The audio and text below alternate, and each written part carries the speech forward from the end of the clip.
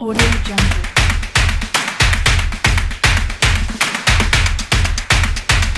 Audio Jungle. Prime Pinoy Podcast. Hi everyone, this is Migs, and again, welcome to your weekly dose of free learning sessions brought to you by Prime Pinoy TV. And if you're not yet familiar with Prime Pinoy TV, its only goal and its only mission is to make sure that you become equipped, okay, to become best in class, top of mind professional in whatever field, in whatever industry you are in right now. Now, more than the learning sessions, more than the webinars, more than the podcast, I want to make sure that you get supported 100%. So before we begin, I just want to make sure you are part of this Facebook, very, very wonderful Facebook group called Prime Pinoy Community. Again, it's a Facebook group called Prime Pinoy Community, and we want to make sure you're a part of that because whatever my webinar is, I post it there. More than my webinars, I actually post the slides there exclusively for the members. So if you want to get my slides, you want to get learnings, you want to get resources for free, then make sure you are part of the group Prime Pinoy Community. Again, this is Prime Pinoy TV. I'm your host, Migs Flores, and if you haven't been following me yet, make sure you follow my Facebook page.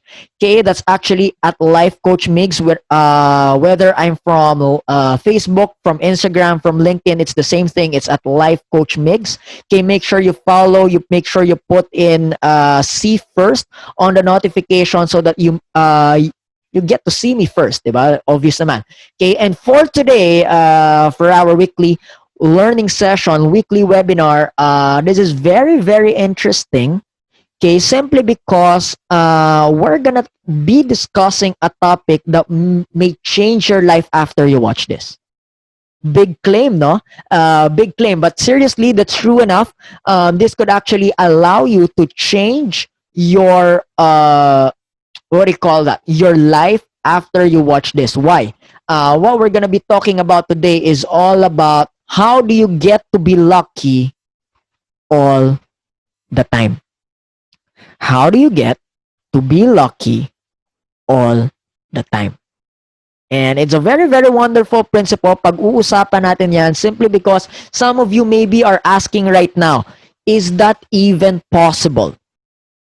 Okay, is that even possible? Can I really be lucky all the time? How come there are people who's not lucky? How come there are people who are lucky? Okay, maybe some of you will ask, okay, why are there people who seem to always get lucky? May mga kilala ba kayong ganyan? Do you actually know some people who's actually as if they're attracting so much luck in their life? It's as if all good things are coming their way. Okay, and yet you notice there are a certain level of people who's been very hardworking, who's actually smart as well, who's actually intelligent as well, and yet they're not getting the life, they're not getting the luck they've always wanted. How come there are people who's actually quote unquote getting lucky, and how come there are people who's actually not as lucky as much? That's something that we will be discussing today. How do you become lucky all the time? How can you be aware of luck all the time? And here's the thing. For us to understand this, all right, for us to make sure that we get to what? Be aware of this. Because again, you always hear me say this, okay? You always hear me say that everything starts from awareness. Okay, the moment you become aware of something, for example, law of attraction. 2 weeks ago, we talked about law of attraction, and those people who became aware of law of attraction start manifesting it in their life, start making it work to their advantage. Does that make sense? Ibig sabihin, kapag meron kang kamalayan, okay, sa isang bagay, then automatically, okay, you now start to make it work to your advantage because you're aware about it. Okay, it's the same thing with, with everything. Right? The reason kung bakit hindi gumagana sa yung isang bagay kasi hindi mo siya alam. The moment na alam mo siya and you know how to make it work to your advantage, then it will now start to work for you. You're not working for it, it now works for you, regardless of hard work. Okay? Again, you will always hear me say this. hard work is the biggest lie. I'm not saying be lazy, but hard work is the biggest lie. The reason why there are people who's creating effortless result is not because of hard work, because you notice there are people who's not hardworking as much and yet they're creating result. And you notice there are people who's actually very hardworking and not creating result. Why? Because hard work is not the secret to it. The secret to it is awareness, because they know what to do that will make the result even better. So what's the point here? Again, if you're aware of something, if alam mo kung anong gagawin, then you will create result. In the same manner, if you don't know what to do, regardless of how hard you work, you will not create the most efficient result there is. Does that make sense? So in the same way, we're going to be talking about that. How do you now become aware of luck so that you can now make it to your advantage? Is that exciting? Okay. And so here's the thing, no? We're going to be discussing this and we're going to be aware of one thing. And what is that one thing? We're going to be aware of how luck works. Paano ba tumatakbo? Paano ba gumagalaw yung luck or yung swerte para alam mo, okay, if you know how it works, then you can now make it or you can now work it to your advantage. Now, why do I say so? For a lot of you that knows me, you know that sometimes some people will call me that, you know what, if my hand is into something or if my thought and my mind is into something, it creates result. Okay. 3 years ago, okay, you know, I've gone through failed businesses as well, just like you. I've gone through failed ventures as well, just like you. And if there's one thing that I've always being proud of myself is that I'm proud that I do trial and error a lot. Okay, I do a lot of experimentation and I'm not afraid to experiment.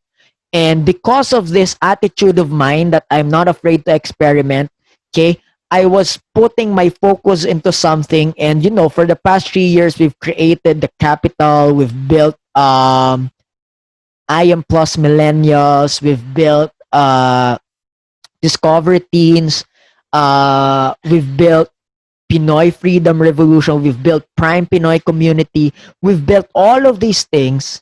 And yet some people ask, Migs, how do you do it? Migs, how come it's as if you're lucky? And I say, you know what?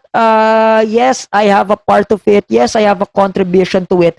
But some of the things that I do, and honestly, the things that I do that are major, okay, the things that I do are major is actually coming from luck, not really coming from hard work. It's as if someone that I believe in, yes, he's God, okay, I respect whatever your beliefs are. But for me personally, no, it's as if God hands me down something that actually creates so much result. Now, I'm not gonna put credit to it. Okay, I'm not gonna put credit to it because I acknowledge the source, I acknowledge where it came from. But if there's one thing that I will give myself credit is that I've done my part so that my source or my God will actually give it to me. I've done my part. And if you will ask me, Migs, what's your part? Migs, what's your part? I started to understand how luck works. I started to understand how luck works. And I will comprise it with three things. Tatlong bagay that luck has that the moment you understand, you can now make it work to your advantage. You can now start to make it work to your advantage. Let's start with number one. Number one, all luck involves opportunity. All luck, ano yan? Naglo-load. Sorry. Naglo-load pala, no? All luck demands opportunity. Okay? All luck involves opportunity. And what's opportunity? Opportunity demands awareness. Some people, the reason why they don't get lucky is because opportunity is there. Again, all luck involves opportunity. If there's no opportunity, there's no luck. If there's no opportunity, there's no way for us to what? To grab something or to achieve something or to manifest something. Now, here's the thing. We all are given equal opportunities to be lucky. How come there are some people who's actually grabbing the opportunity and there are some people who's not getting the opportunity? Do you want to know what? Or do you want to know why? Is because opportunity demands awareness. Now, here's the thing. What do you mean, Migs, that opportunity demands awareness? If hindi mo alam na yung opportunity nandyan na, then how can you grab it? And in the same manner, if alam mo or you know already that the opportunity is just around the corner, now you can grab it. You can take advantage of it and you can now make it work for you. Does that make sense? Opportunity demands awareness. The reason why some people are not lucky isn't because wala silang opportunity. The reason maybe why you feel, okay, I'm not saying you're not lucky because you are. I'm not saying you're not blessed because you are, because pare-pareho naman tayong anak ng Diyos or pare-pareho naman tayong beautiful creation of God. Whether you believe that or not, nasa sayo na yon. Okay? I respect whatever your beliefs are, but I firmly believe na lahat naman tayo have been given opportunities. Okay? And sometimes the reason why you're not grabbing it because you're not aware it's actually there. The question is, very first thing, do you even believe that the opportunity is just around you? Or maybe you're just so absorbed to your expectation of an opportunity. Because here's the problem for most of people, no? For some people that I get to know, or most people maybe, the problem with them sometimes is that there is already a what? An expectation of opportunity, and because of this expectation, nililet go na nila yung actual opportunity. They actually start to what? Ignore maybe their break. Ignore maybe their the thing that they've all been waiting for to change their life. Ini-ignore nila. Bakit? Kasi gusto nila sila masunod. As if they know their life better than their creator. Does that make sense? Opportunity demands awareness, which means, are you willing to let go, okay, of your expectation of what an opportunity is all about? That if you start to let go of opportunity and really start looking at the actual opportunity, then maybe you can now start to be aware of what it's all about. Does that make sense? Again, what I will always say is this, no? I hope you get to see this. The reason some people, okay, the reason some people are not lucky is because the opportunity is already around, not they, but the opportunity is already around, but they fail to be aware about it and grab it. Now, if you will ask me, Migs, nasan ba yung opportunity? Here's one thing I always say. One thing I always say, and I want you to listen to it, all right? One thing I always say is opportunity has always been in the present. Today, wherever you are. There, as you're sitting right now. There, as you're scrolling through your phone right now. It's never an accident that you're watching me and I'm saying this. It's never an accident that you get to scroll, you see Coach Migs, and you're hearing what I'm saying to you right now. Opportunity is in the present. Are you even mindful of it? Or are you still waiting for that grand break? Are you still waiting for that expectation? That, you know what, I want to be honest here. Maybe the reason why your expectation of an opportunity isn't being given to you is because it may not work for you, but actually it might just destroy you. That maybe the perfect opportunity for you right now is that one thing that you've constantly been ignoring, but deep inside your heart, you know that maybe I should check this out. Maybe I should explore around this. Maybe, just maybe, the opportunity is just waiting in the corner. All right? Again, opportunity demands awareness. And more than it demanding awareness, all luck involves opportunity. Are you with me? So again, I want you to ask yourself this. Maybe, write it down right now. Ano-ano yung mga bagay na natututunan ko, but more than my learning, ano-ano yung mga bagay that maybe I've been taking for granted? Ano-ano yung mga bagay, not just in my career, not just in my profession, but even in my relationship.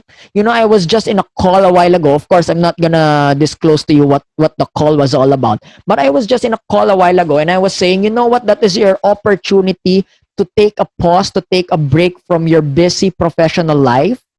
And that's actually an opportunity for you to what?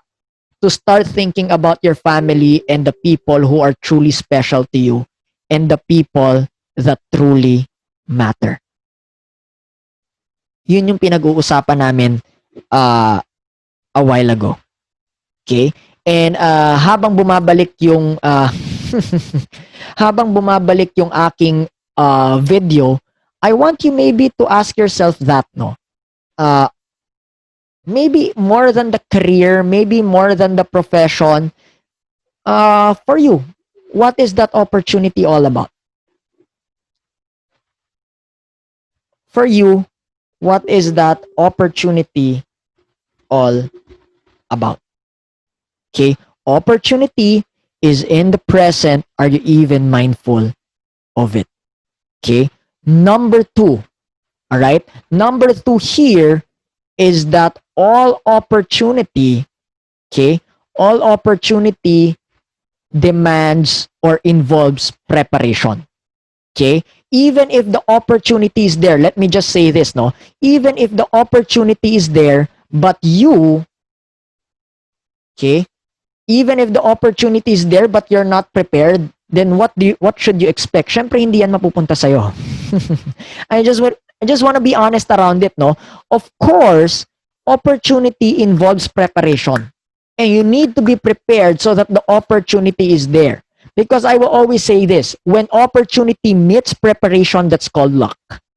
When opportunity meets preparation, that's called luck.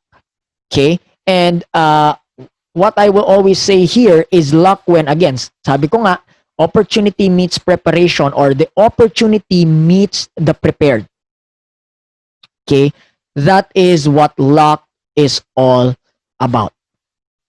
And so the question here is, again, going back to personal growth, going back to personal development, how have you been focusing yourself to grow yourself today better than yesterday? How have you been focusing to spend a little bit amount of time? I'm not saying, all the time, but really a little bit amount of time, 1 hour, 2 hours for your personal growth, for your personal development, because it's going to allow you to be prepared so that when the opportunity is there, you can handle. Because here's the thing, most of the time, opportunity lies around the corner. Most of the time, luck is just lying around the corner. The reason kung bakit di natin siya na-handle is because we know in the first place we cannot sustain. Okay? The fear of people sometimes is not the fear to be rejected, especially if you're in business, you're a professional. The fear of people is sometimes not the fear of rejection, but sometimes the fear of people, the reason why they fear being rejected is because they know they cannot handle the responsibility. Gets ba yun? I hope that comes across now, hopefully. It's because there is a certain level of responsibility, and I know deep inside me that I cannot sustain it. I know deep inside me that I cannot work through it. That maybe just maybe, the reason kung bakit nandyan ay opportunity and it's lying around the corner is because I know I'm not prepared. Number two here is that if you want to be lucky, make sure you prepare. My analogy here is always this, no? Uh, you will never see any sports teams, okay, or in any competition, you will never see that people practice on the day. You will just never see it. People practice in advance. People practice beforehand. Now, when they win the games, is it because they're just lucky or is it because they're prepared? Same with you and I. Parehas lang sa atin. It's not really just because we're lucky, but because the reason why we're lucky is because we know we prepared. We know we practiced. Number two, opportunity meets the prepared. Involves preparation. Okay? Your only job here, okay, is to always keep prepared and grow to prepare some more. Again, guide questions on the side here is how's your personal development? Uh, are you growing day after day after day after day? Okay? That's your only job here. Now, third thing, last but not the least, all luck involves belief. Whatever I say, lahat ng sinabi ko, if it does not involve belief, then everything is useless. Everything is worthless. Do you even believe in what I'm saying right now? If not, then everything is just worthless, you know?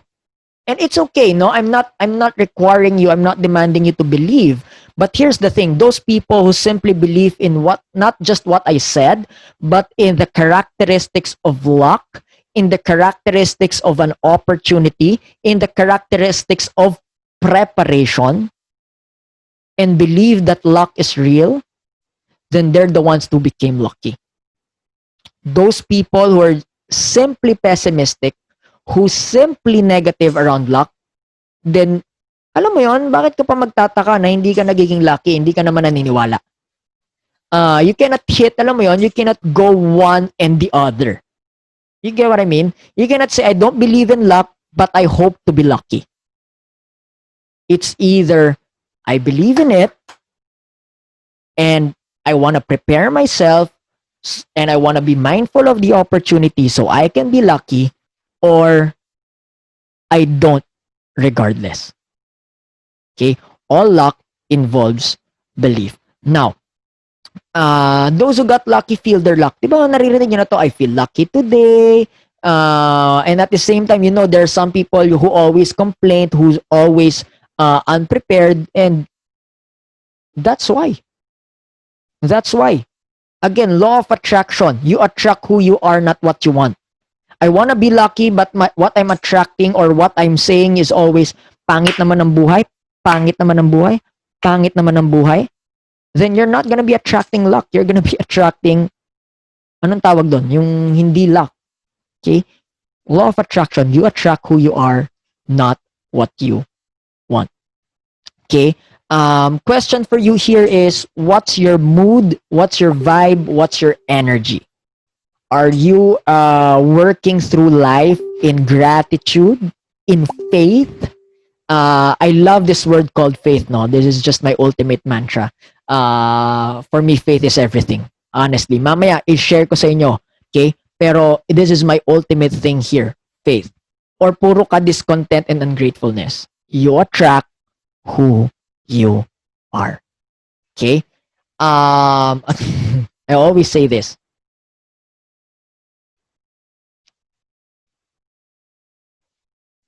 Yan na talaga yon. Last but not the least, I was, bakit ko nasabing you attract who you are? Because di ba biblically yan naman yung sinabi? Ask, believe, receive. If you ask in prayer, okay, for our Christian friends here and for everyone here, if you ask in prayer, believe that you have received it and you will receive it. If you ask and say to this mountain, move, and believe, because you have a faith of a mustard seed, then you will receive it. I'm not trying to be preachy here. I'm not trying to be, religious whatsoever. Pero in everything, law of attraction, scientifically and biblically, it says the same thing. When you ask, you believe that it is already with you, it is already for you, without attachment, without desperation. You just simply believe that it will happen. And even if it's as small as mustard seed, ganyan lang kalito, ganun, ganun. Yan, you will receive it.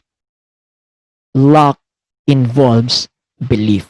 And when I say belief, that means faith. We all ask, but we don't believe. We don't believe. How do I know you don't believe? You don't prepare. How do I know you don't prepare? Because you don't believe. You get what I mean? Because if you believe, you prepare. If you prepare, you become mindful of the opportunity. And when that happens, luck is for you. Every single day. Luck is for you every single day. Ask, believe, receive. Because only then do we start to receive. And ladies and gentlemen, my friends, that's called luck. Did you learn something today? If yes, comment mo naman ano yung biggest takeaway mo, ano yung biggest learning mo. If you have friends, share it to them. Hey, learn about luck. Hey, learn paano ka maging maswerte. Because at the end of the day, it all starts with belief, with hope, with faith. Faith makes you move to prepare. Faith makes you see the opportunity. And when you prepare and see the opportunity, boom, luck happens. Again, thank you so much for being here. Maraming salamat for standing, okay, and for watching with us. If you have friends that will benefit from this, make sure they get to see this video. Don't forget to be on top of every material I'm giving to you all for free by liking my page and all my social media handles. I'm giving it all to you guys for free so that you don't have to pay for this. Hopefully, it adds another growth to your life to make your dreams come true and inspire possibilities. Thank you so much, everyone. Have a good day. Bye-bye. Prime Pinoy Podcast.